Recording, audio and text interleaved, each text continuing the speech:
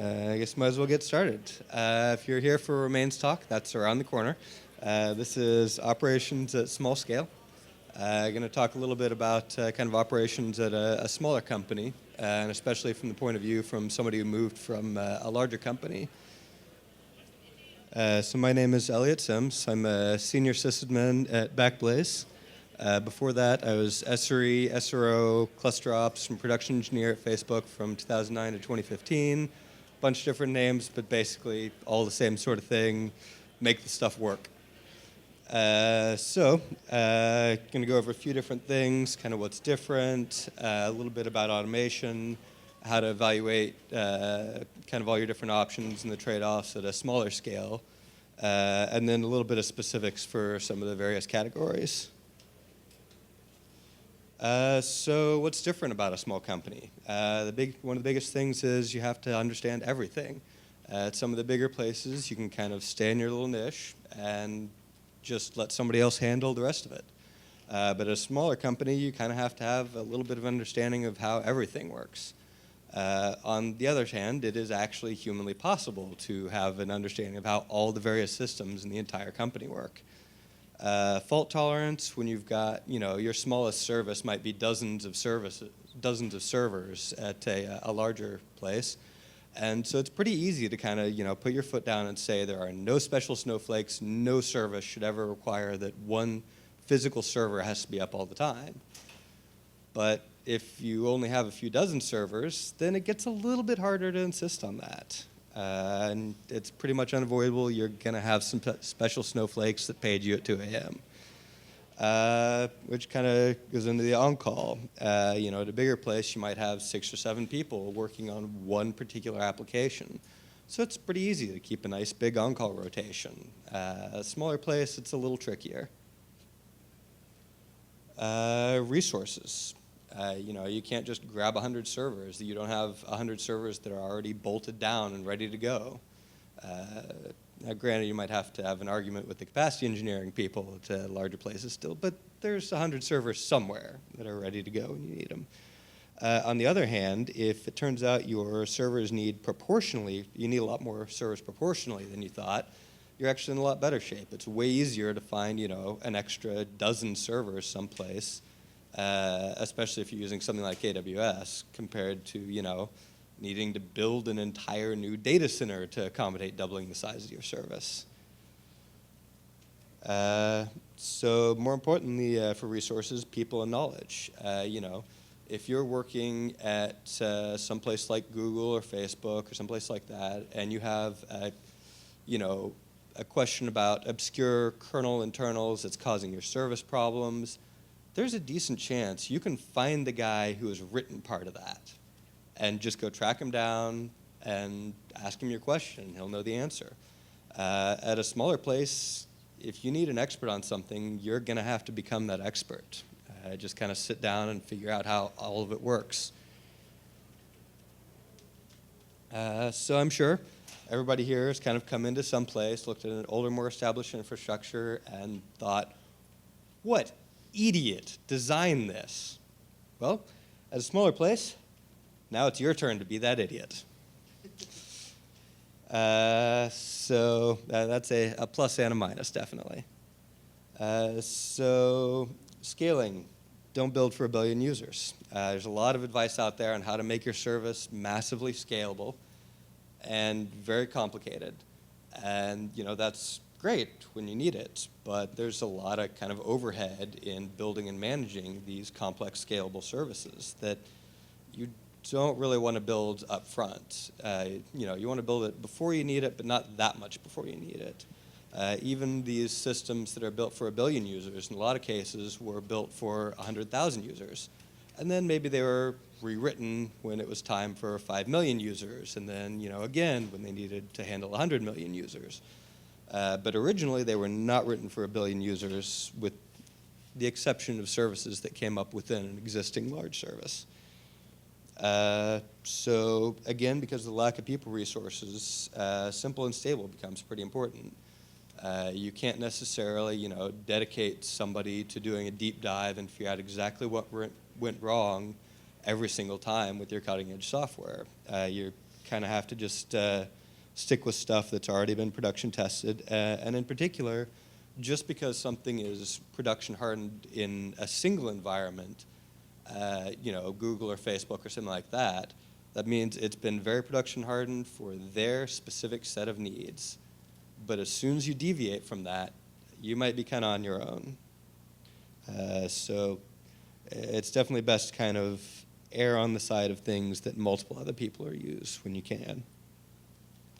But there are certain types of automation you should build, even if you have 2 hosts. Backup. Backup is very important. I might be a little biased considering I work for, but if all of your stuff goes away, that's kind of the end of it. Version control for code, of course, is very important, but also for configuration and configuration management. There's all kinds of configuration management systems with various opinions on which one is best, but any of them is way better than not using one. And then that kind of goes into the CMDB, just something that is your source of truth about what exists and where. In the case of AWS, maybe that's just the AWS console, or maybe it's just something that says these are the servers we have, these are the names, these are their IP addresses. This is at least something along the lines of what hardware is in them. Possibly you can add service discovery in there as well, but that's sort of depends on your particular needs. So the question is, there's all these different options. How do you decide which to use? Of course, there's the financial costs, both in the amount of money it costs, as well as just the amount of money you're going to have to pay somebody to set it up and maintain it.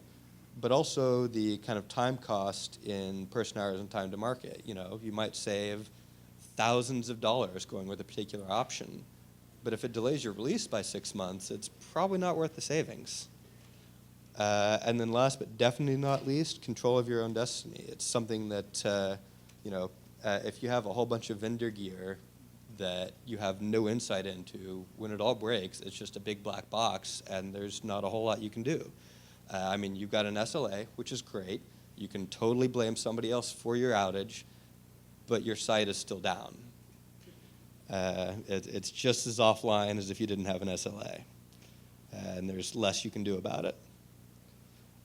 So hosting kind of affects all your other choices: cloud versus colo versus build, monitoring and paging, network equipment, and then communication coordination. For the hosting, AWS is kind of the default. It's great for scaling. It's pretty complicated, especially if you want to restore your data with Glacier. That billing is interesting. Pretty high operational expenses, really, but nice low upfront costs, which is nice. To some extent, you can kind of pick your trade-offs with kind of how much control you have, how much money you pay, versus the amount of work you have to do yourself. You can do Elastic Load Balancer or set up your own software load balancer. Same thing with RDS versus MySQL or something. It's pretty low person hours up front, although a little bit because of the complexity of getting set up as well as the billing and everything. Pretty quick setup. AWS as a whole is definitely pretty reliable, but the individual EC2 instances are not necessarily guaranteed to be so reliable and will sometimes kind of vanish out from under you. I have to admit I don't know a whole lot about how Azure and Google's offerings compare. I think for most cases they're pretty similar these days. Azure if you need Windows, of course. So there's also the less cloudy VPS options. You've got places like Linode and DigitalOcean, that sort of thing. It tends to scale in kind of hours or days. You can get more, or when you decide to release some of them, you'll get maybe credit or something that's prorated for the month. But by hours or days rather than minutes. If you do need a fairly set number of servers, you know how many servers you'll need this week, and then next week it'll be a slightly larger number, but pretty similar. It's usually cheaper than AWS, although you may be able to kind of play some shenanigans with AWS's various reserved instances and a lot of extra complexity, but it may or may not be cheaper. The setup and billing is a lot simpler.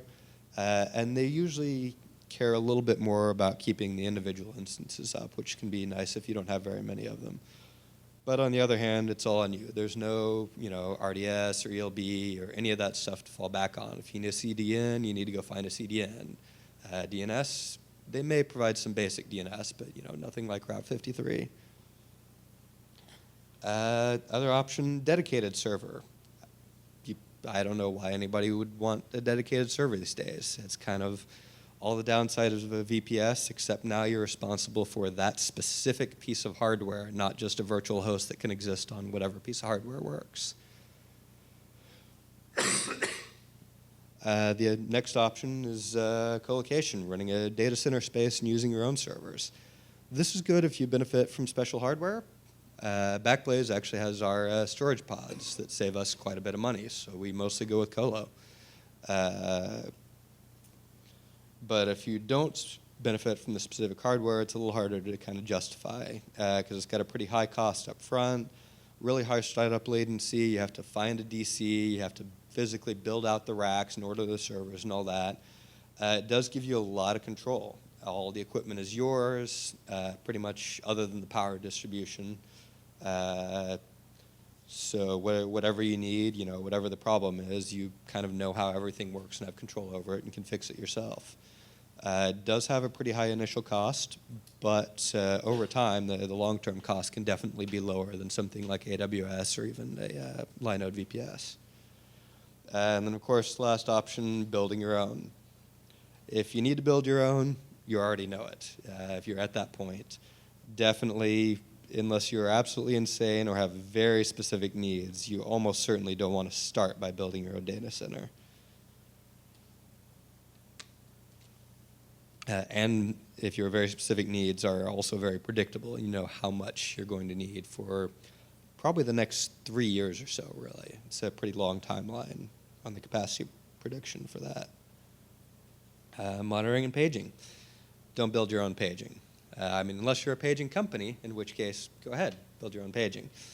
But other than that, it's a lot harder than you think, getting the escalation stuff right. You really don't want to track down SMS delivery issues across a bunch of different providers, email delivery issues, and most importantly, when your infrastructure, when everything is broken, it's really nice when the thing that tells you everything is broken is not one of the things that's broken. So just pay PagerDuty or VictorOps or Opsgenie, somebody to do that for you. It's totally worth it.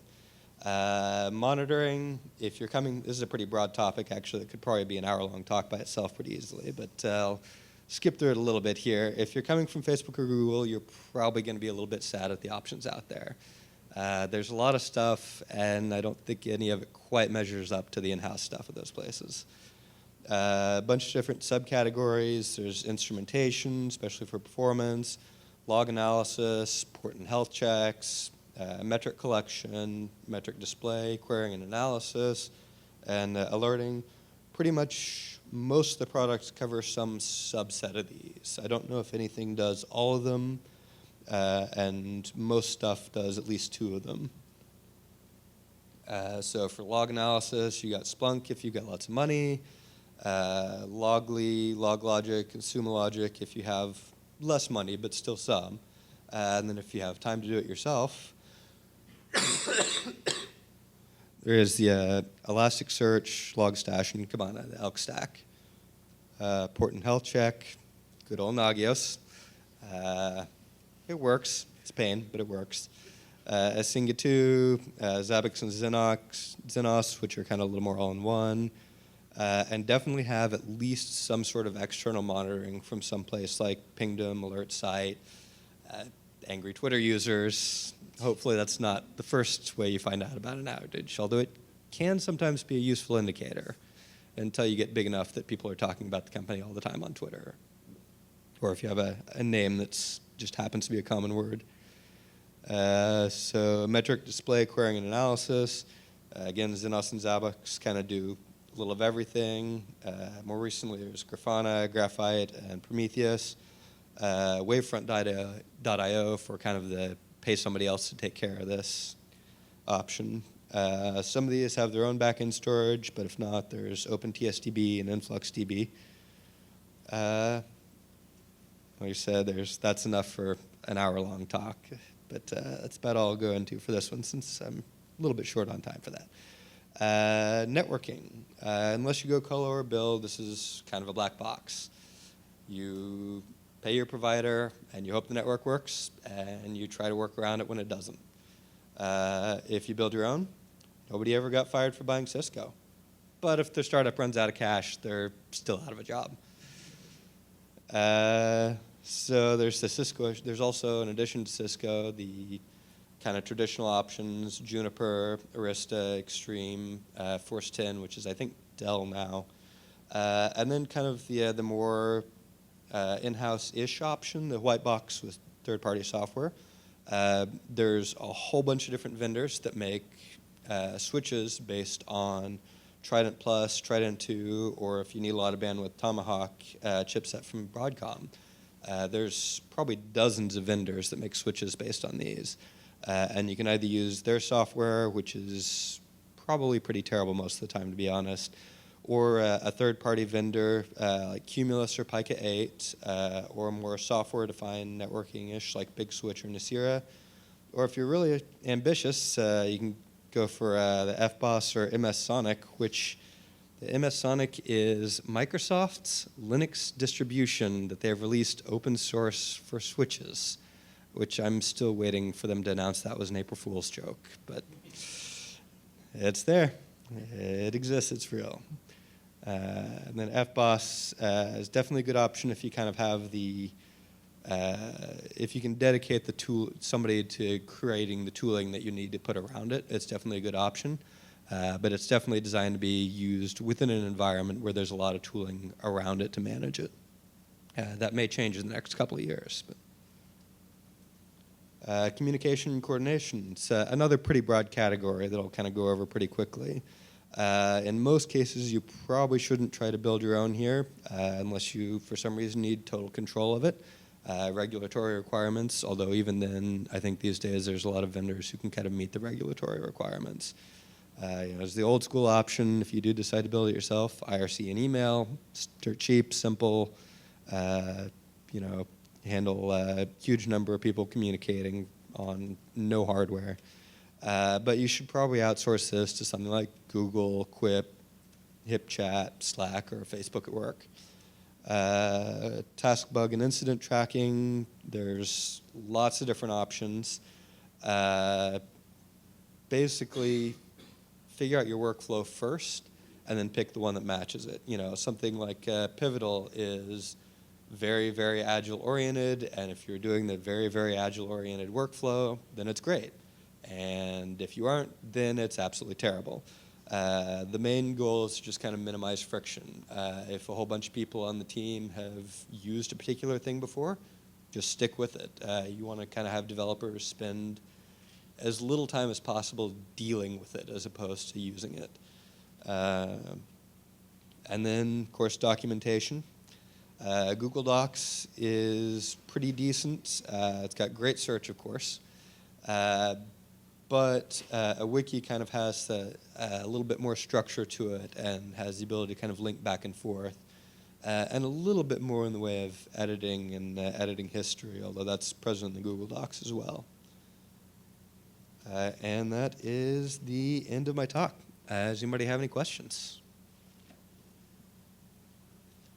So, do you ever get into the situation where your coworkers will use two different things for the same task and there's a problem merging them together? So the question is, do you run into problems where people use different things for a task and then run into problems merging them together? Yeah. At a smaller company, it's a little bit easier to kind of keep track of that sort of thing and avoid that sort of drift.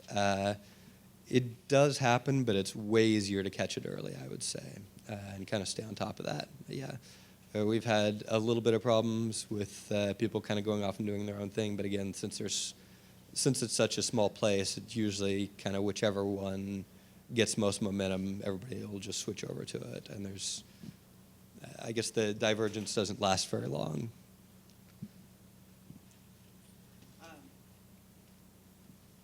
At my last gig, we used Confluence as our wiki solution, and the organization was sort of okay, but it got changed often. It was very difficult to search. Do you have any other recommendations for wikis locally? I honestly don't. I can say we use DocuWiki, and it kind of generally works. But it's entirely possible that we'll start kind of feeling some growing pains with that. I don't know that the documentation-specific wikis are actually any better for documentation than something general like MediaWiki. Some of that's also just sort of a cultural discipline to, maintain the wiki, and it helps a lot if you've got somebody who sort of makes it their job to make sure it stays organized. Hi. You talked about software and hardware, but not peopleware. So how do you handle recruiting, training, mentorship in such a small environment where you can't promise them the world? That's a good question. So I will say for recruiting, I think for Backblaze, one of the more helpful things we've had for recruiting is just our blog and kind of general openness. We talk a lot about, and pretty openly about what we do and what we set up and that sort of thing. And that's definitely helped us a little bit. Like all the stuff about the Backblaze pods and the vaults and that sort of thing. And more recently, load balancer entry, which might be a little bit biased, but you should go check that one out.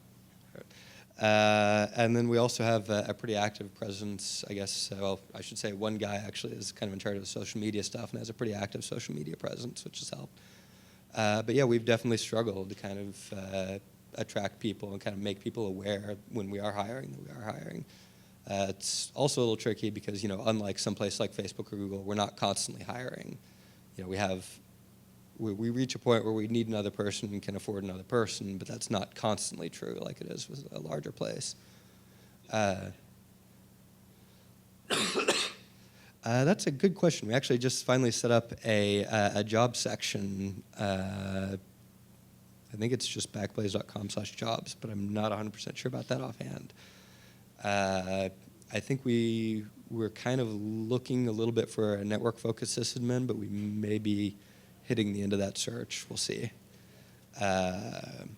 Yeah, it's definitely a problem. I wish I had a better answer for you, but it's something that we've struggled with a little bit as well. Another thing you can try is maybe you can talk somebody in the company to going and giving a talk at, say, SREcon or something like that, and that might be helpful. How much does business continuity and that kind of stuff come into play at a smaller firm? I know you mentioned colo facility. I know most people when you're starting up, you probably only have enough money for one. So what do you do in case that goes down and that kind of thing? So the question was, what do we do for business continuity and kind of disaster recovery as a smaller company? That's definitely kind of a hard question. To some extent, you can go with the AWS option and pay the extra money there and that sort of forces them to at least deal with the hardware side of the disaster recovery. A lot of it depends on your particular business and what you do, In our case, because we do backups and we control the client, we can kind of tolerate shorter outages pretty well. If we're down for an hour, it just means the backup happens an hour later. Or, unfortunately, some people may have to wait an hour until their backups are ready. Honestly, I don't have a great answer for that one either. It just depends. If you can afford to have some sort of disaster recovery, great.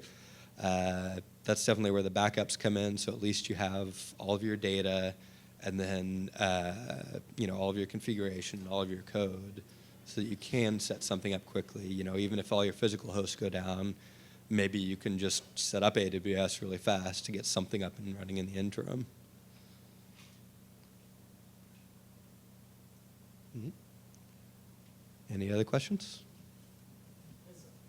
Early on when you started Backblaze, did your big company bias that you were doing various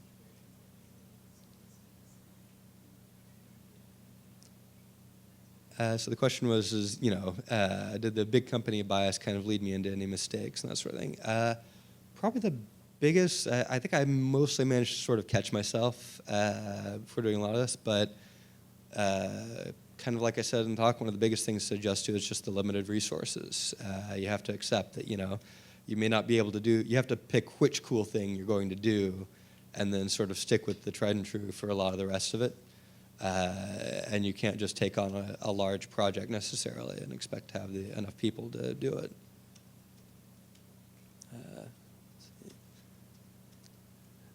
That's probably the biggest one. It's just not having those resources. All right. Anything else? All right. I will. Oh, sorry.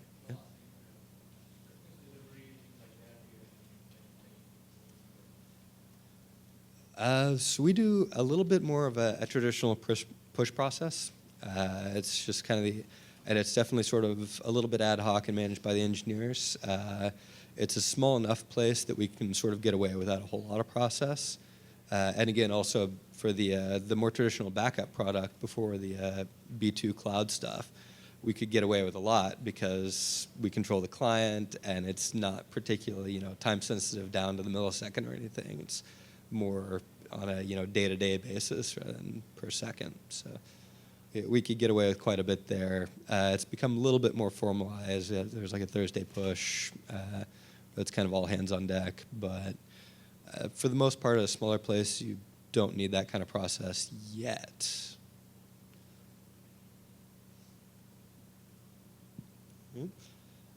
If there's no more questions, I guess it's time to head back to the refreshments.